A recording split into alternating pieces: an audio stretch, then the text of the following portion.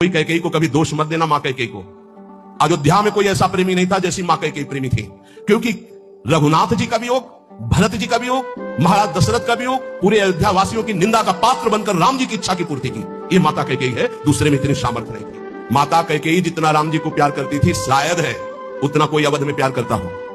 भगवान श्री राम एकांत में माता कैकेयी से कहा, मां मैंने पूरी अवध में देखा है कि आपसे ज्यादा मुझे कोई प्यार नहीं करता, और ये सामर्थ्य केवल अधिक प्यार करने वाले में ही होती है। तो आप मेरे लिए निंदा सहेंगे, मेरे लिए आप अपमान सहेंगे, मेरे लिए पुत्र वियोग, मेरे लिए पति वियोग, ये केवल आप ही सह सकती हैं। इतना त्याग आप कर सकती हैं, मुझे पता है, क्योंकि आप हृदय से बहुत बहादुर हैं। देवासुर संग्राम में साथ गई थी कैकेयी जी महाराज चक्रवर्ती सम्राट दशरथ के।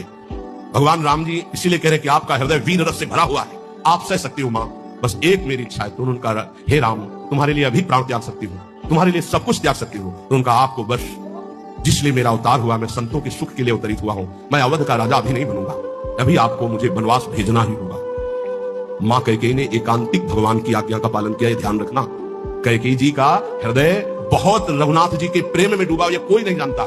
सर्वश्रेष्ठ प्रेम मां कैकेयी का, जिन्होंने अपना अपमान सहा, निंदा सहा, लेकिन राम जी की इच्छा की पूर्ति की। ये अंदर की बात कह रहा हूं। भरत जी ने कभी मां नहीं कहा।